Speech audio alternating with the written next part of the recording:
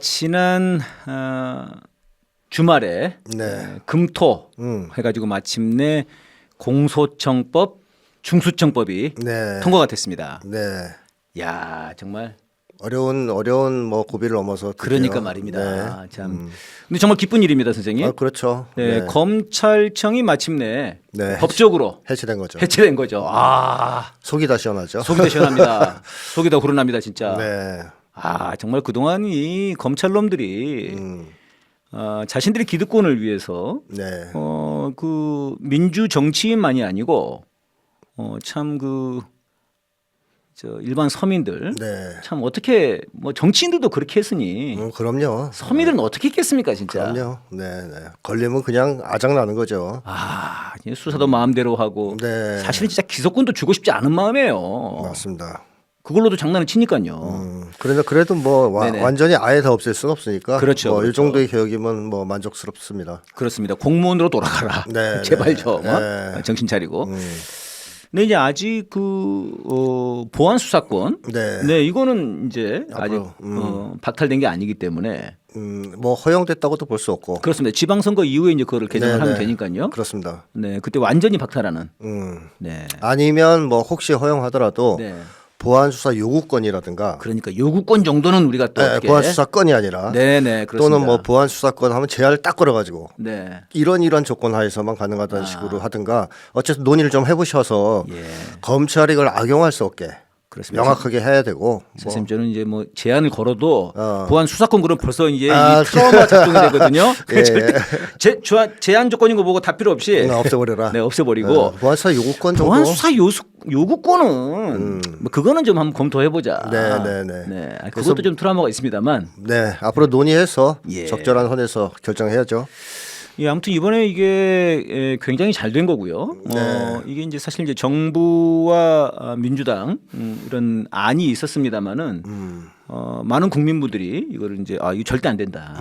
이 안으로 통과돼서는 안 된다. 법사위안으로 가자. 뭐 이런 의견들이 있으셨고 거의 뭐 댓글 밀란 수준으로 네. 펼쳐졌죠. 그다음에 이제 촛불 집회도 있었고. 그래서 이런 과정에서 이제 어떤 분들은 이재명 대통령이 기가 막히게 수를 쓴 거다. 고도의 작전을 써가지고, 네.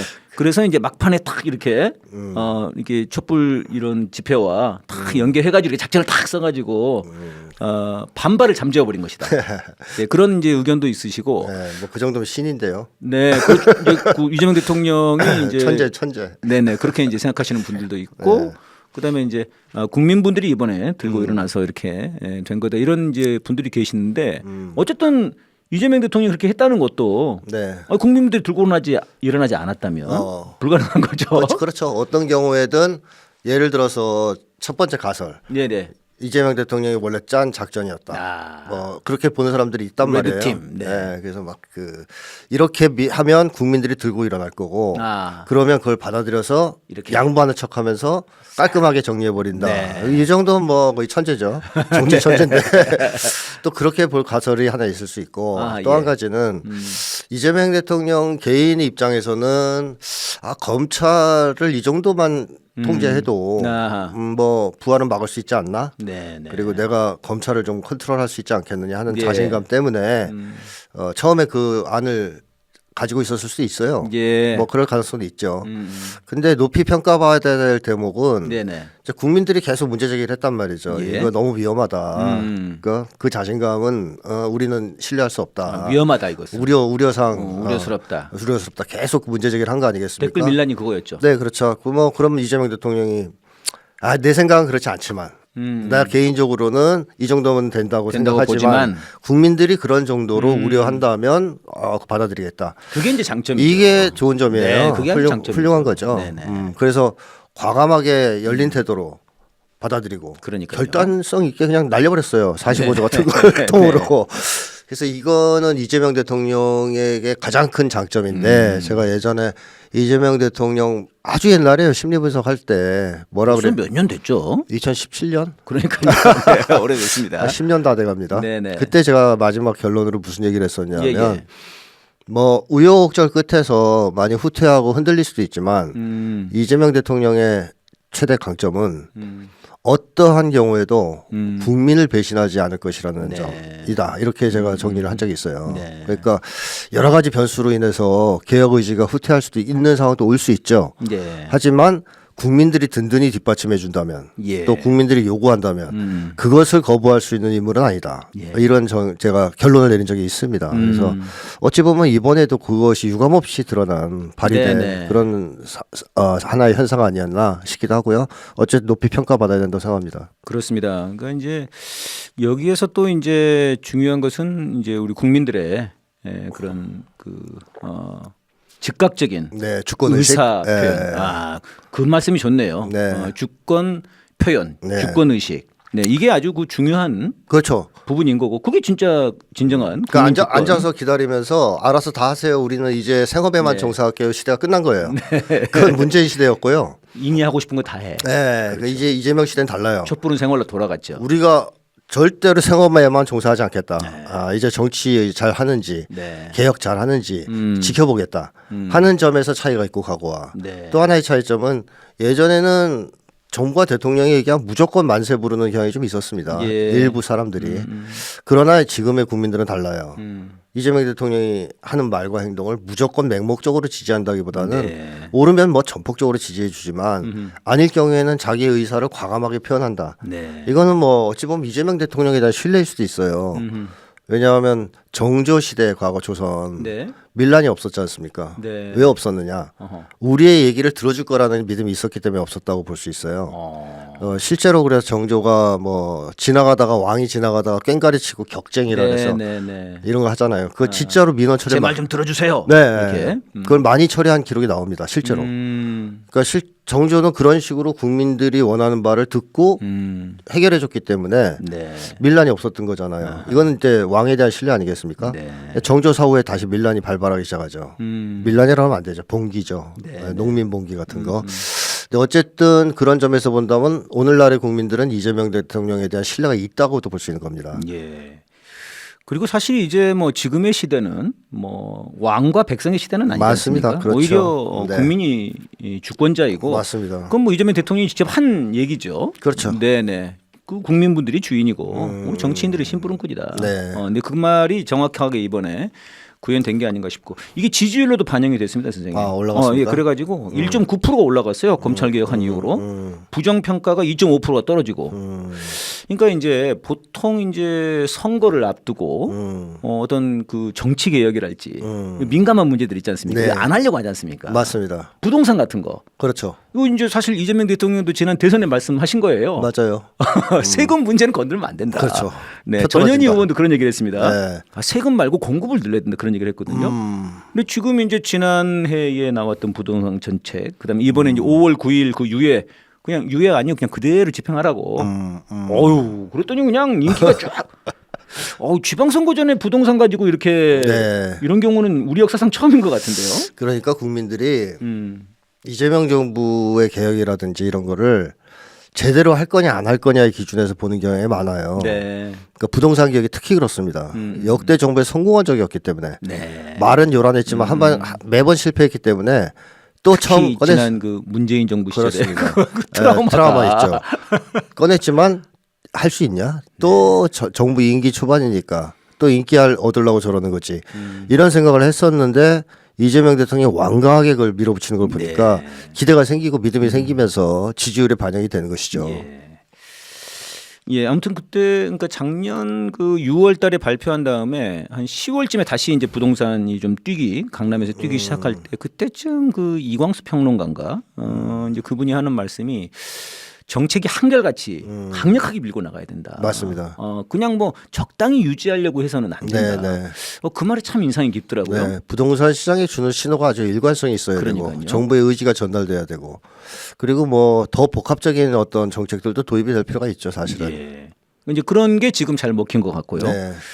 그래서 이제 이 검찰 개혁, 부동산 개혁 이게 이제 오히려 선거의 악재가 아니라 호재로 작용하게 되는 그런 상황이 됐고 지금 상황에 이렇게 된다고 하면은 이제 그야말로 조의대 탄핵으로 달려가야 될 때가 아닌가. 해야죠. 조의대 탄핵해야죠.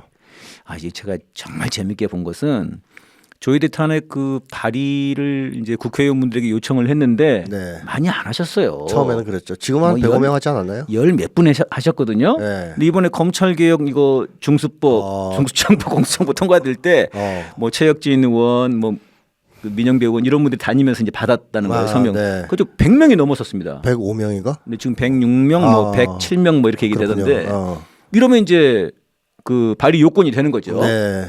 물론 통과되려면 150석 정도가 돼야 됩니다만은 이제는 좌고우면할 때가 아니지 않나. 그렇습니다. 네. 내란 종식은 아직 완결되지 않았고요. 예. 검찰 개혁을 하는 것도 장기적으로 정치 검찰의 부활을 막으려고 하는 의도도 있지만 내란 종식과 관련이 있지 않습니까? 네. 검찰을 그러니까 내란의 주역 아니에요. 네, 정치 네. 검찰 세력이. 그렇죠. 검찰 공화국이었고, 그렇죠. 검찰총장이 대통령이었고, 검찰 독재였잖아요. 검찰 독재였죠. 그러니까 검찰을 그만큼 개혁하는 것은 내란 청산의 첫 단계라고도 볼 수 있습니다. 이번에 그런 것도 크게 작용했겠군요. 그렇죠. 국민분들의 그런 밀란이. 그렇죠. 맞습니다. 그래서 일단 이것은 내란 청산의 청신호가 오른 것인데 네. 내란이 완전히 청산된 것, 내란 세력이 청산된 것도 아니고 내란이 종식이 된 게 아닙니다. 왜냐? 네, 네. 사법부가 있으니까. 네. 조의대가 지금 최후보르죠. 네, 사법부가 버티고 있지 않습니까? 네. 물론 사법개혁 3법이 통과됐지만 네. 조의대가 있는 한 의미 없고요. 그렇습니다. 그래서 그 법이 통과된 의의를 살리기 위해서라도 조의대를 날려야지. 네. 내란 청산, 내란 세력 청산, 내란 종식이 가능해진다.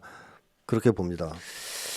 예, 그래서 지금 이제 아마 지금 이번 주 다음 주 정도에 좀 급하게 이 탄핵 발의한 의원분들이 움직이고 계시는 것 같은데 우리 국민분들이 또 이번에 같이 함께 호응을 해야 되지 않겠나 싶고요. 선생님 말씀하신 대로 밀란이 좀 그러면은 댓글 봉기, 공기. 네, SNS, 네.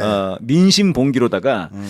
조의대 탄핵을 빨리 해야 될 것 같습니다. 그래야 윤석열에게 사형이 구형되는 네. 법정 최고형이 구형되는 거를 우리가 선고죠, 선고. 그렇습니다. 네, 그런 요거는 대통령이 지시할 수가 없잖아요. 그렇죠. 민주당이 해야죠. 아유 안 되죠. 큰일 나죠. 네, 이거는 이제 민주당에서 해야죠. 이거는. 그러니까요. 반드시. 네, 그래서 이거는 민주당의 몫이다. 예. 네. 지방선거 자고우면 하지 마시고 네. 강력한 개혁이 오히려 강력한 지지율로 된다는 것. 그리고 보수의 와해를 불러오죠. 그렇습니다. 네네. 오히려 그게 이제 쟤네들을 분열시키는 거고. 그리고 그 지지층 자체가 제가 계속 얘기하죠. 공포형 지지 보수라서 이 개혁 세력이 우세를 보이고 밀어붙이기 시작하면 네. 공포 분위기가 줄어든단 말이죠. 그만큼. 그게 좀 지지율로도 좀 드러나는 거 드러나죠. 아닙니까? 서서히. 이재명 대통령 지지율로도 이재명 대통령 쪽으로 오잖아요. 많이 왔습니다. 그러니까 그게 지금 중요한 거예요. 공포를 줄여야 된다. 내란의 부활 가능성을 완전히 없애야 된다. 아하. 그게 이제 내란 청산 아니겠습니까? 내란 세력 청산.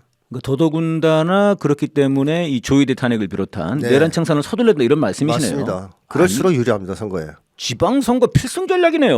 아 그렇죠. 내란 세력을 치면 칠수록 네. 개혁을 밀어붙이면 밀어붙일수록 지방선거는 유리해진다. 그렇게 보면 맞죠. 그리고 사실 뭐 출마하시는 분들은 지방선거가 중요하시겠습니다만은 우리 국민들 입장에서 본다 그러면은 내란 청산이 중요한 거 아닙니까? 그렇죠. 지방선거도 내란 청산을 위한 이 나라에 다시는 저런 내란 세력들이 설칠 수 없는 그런 나라를 만들어 달라고 뽑는 거 아닙니까? 그렇죠. 네, 이번 지방선거의 성격은 네. 내란의 완전한 종식과 사회 대개혁을 위한 하나의 중요한 단계 분수령이라고 이제 봐야 되지 않습니까? 그래서 지방선거 출마자들도 내가 이 동네에 나와서 뭘 하겠다라는 것만 가지고 얘기하면 안 되고 내란 종식 의지 또 사회 대개혁을 위해서 이재명 정부와 협력하겠다는 의지 이런 것들을 밝히면서 그 다음에 지역 공약들을 제시하는 이런 선거운동을 좀 하면 좋지 않겠나 싶습니다. 아니 선생님 그러면은 예를 들어서 내가 지금 지방선거 지금 출마자인데 우리 지방에서 내란 청산을 할 수 있는 그런 공약을 내세울 수 있는 게 있을까요? 그러니까 민주당을 뽑아주거나 진보 정당을 뽑아주는 것이 그 자체가 내란 세력 청산이다. 내란 세력을 뽑지 말고 국힘당을 이번 기회에 전멸시키자, 퇴출시키자. 내란 세력이 다시는 발흥하지 못하도록 발효하지 못하도록 이번 기회에 완전히 뿌리를 뽑자. 좋네요. 이렇게 얘기를 하면 되죠. 이거 또 잘 생각해 보면은 그것만이 아니고 자기 지역에서도 이 내란 세력들의 뿌리를 흔들 수 있는 그렇죠. 그런 것들도 있을 수 있거든요. 찾아내서 찾아내서 맞습니다. 그래서 좀 미리 우리는 내란 청산 후보들이다 이 선언도 하고 이번에 남양주에서 그렇게 했거든요. 남양주 촛불행동 분들이 애쓰셔가지고 거기에 출마하신 33명인가 분들에게 다 연락해가지고 그걸 했답니다. 네. 대단하시더라고요. 공동 공약, 공동 성명. 네, 내란 청산은 우리의 과제다 이렇게. 네. 이번에 저는 지난 이제 촛불 집회에 어떤 분이 피켓을 들고 나오셨는데 검찰 사법 개혁하고 언론 개혁하자 네. 그렇게 써놓으셨더라고요. 네. 와, 참 저는 그걸 보면서 우리 국민분들이 정말 이 만족을 모르시는구나 개혁에 있어서 그런 네. 생각도 들었고 진정한 이 어떤 민주 개혁의 지휘부 이것은 진정 이 국민분들 아닌가 그런 생각이 들더라고요. 네. 방향을 그대로 제시하시는 거예요. 그런 개혁은 뭐 당연히 해야 되는 거고요. 네네. 필수적으로. 이제 중요한 것은 근본적인 사회 대개혁. 예를 들면 불평등 문제를 해결하기 위한 네. 개혁이라든가 부동산 개혁도 그중에 하나죠. 네. 일환이죠. 기본 사회를 건설하기 위한 개혁이라든가 이걸 착수할 때가 됐죠. 네. 지방선거 이후에 이재명 정부가 그런 걸 시작하지 않겠느냐 그런 쪽으로. 하는 예상을 해봅니다. 저는 또 이제 국가보안법 문제. 그렇죠. 그런 것도 해요. 이게 좀 당연히. 생각이 많이 들거든요. 네. 그러니까 실제로 윤석열이 내란을 일으키는 가장 강력한 무기, 그 어떤 선전 프로파간다. 이거는 반국가 세력 아니었습니까? 그렇죠. 반국가 세력, 네. 국가를 전복하려고 한다. 민주당이 또 민주 세력이 또 이재명이 뭐 이렇게 얘기한 거 아닙니까? 윤석열이가. 근데 이제 이 국가보안법 문제가 사실상 쟤네들의 그 어떤 내란 세력의 절대 무기인데. 절대 무기이고 지금은 마지막 생명줄이에요. 그러니까요. 네. 그 조이대랑 국가보안법. 어떻게 보면 이게 지금 이제 맞습니다. 마지막 지금 이제 숨통인 것 같고 여기 이제 언론 개혁까지만 끝장을 내놓으면 정말 그 다음 개혁들은 굉장히 빠른 속도로 갈 수 있을 것 같은데요. 그렇죠. 네. 그러니까 이제 이게 안 되면 이제 뭐 이제 어떤 분들은 그러거든요. 야 지금 국힘당 거의 끝장나지 않았냐. 지금 사실 뭐 정말 뭐 난리가 아니죠. 네. 국힘당이 난리가 아닌데. 잘하고 있습니다. 네. 그런데 문제는 이 국가보안법이 그대로 있고 이런 기득권, 사법 기득권들, 언론 기득권들이 그대로 있으면 얘네들 살아나는 건 일도 아니지 않습니까? 그거를 악용할 수 있다면 네. 그런 기회만 온다면 당연히 쓰겠죠. 사정없이 살아나겠죠. 또. 네네. 예, 그런 쪽으로 개혁이 빨리 강력하게 진행이 됐으면 좋겠고 당면에서는 조의대 탄핵에 빨리 좀 우리 의원들이 나서 주셨으면 고맙겠습니다.